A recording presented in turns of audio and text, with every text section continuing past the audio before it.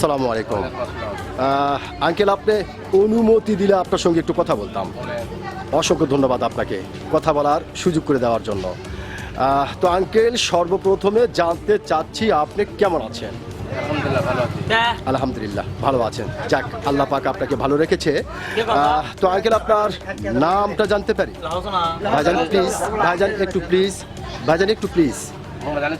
মোহাম্মদ আনিসুর রহমান, সুন্দর একটি নাম আপনার, অত্যন্ত চমৎকার একটি নাম আপনার। এবং আপনার নাম শুনে এবং আপনাকে সামনাসামনি দেখে যেটা বোঝা যাচ্ছে, আপনি প্রচণ্ড একটি সাহসী মানুষ। এটা কিন্তু আপনাকে দেখে বোঝা যাচ্ছে। তো যেহেতু আপনি বাংলাদেশের একজন সচেতন মানুষ এবং বাংলাদেশের একজন সাহসী মানুষ, সেই ক্ষেত্রে এই বিষয়টি আপনার কাছ থেকে জানতে চাচ্ছি যে আমাদের বাংলাদেশের সাবেক প্রধানমন্ত্রী শেখ হাসিনা, উনি কিন্তু এখন বাংলার মাটিতে নেই, ভারতের মাটিতে। তো এই বিষয়কে কেন্দ্র করে বাংলাদেশের বিভিন্ন ধরনের মানুষ বিভিন্ন ধরনের কথা বলছে।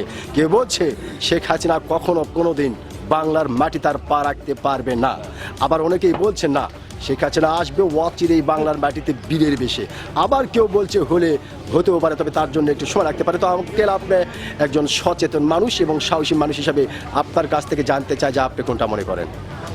আমার তো মনে হয় সম্ভব নয়। সুন্দর, যেহেতু খুব সুন্দর করে আপনি প্রথম চান্সেই বললেন যে সম্ভব নয়, তো আসলে কেন বা কোন আইডিয়াতে বা কেন কি কেমনে? হ্যাঁ, উনি তো দেশটা ঘুরে করে গেছে, সবচেয়ে ঘুরে করলো এই ছাত্র লঞ্চের কথা, এটা তো অপরাধ। এটা তো বড় অপরাধ, মানে ছাত্রদের যেই লঞ্চটা করলো, ওকে, এটা তো বড় অপরাধ। এটা বড় আমার অপরাধ আপনার কাছে এই ছাত্রদের বিষয়টা নিয়ে?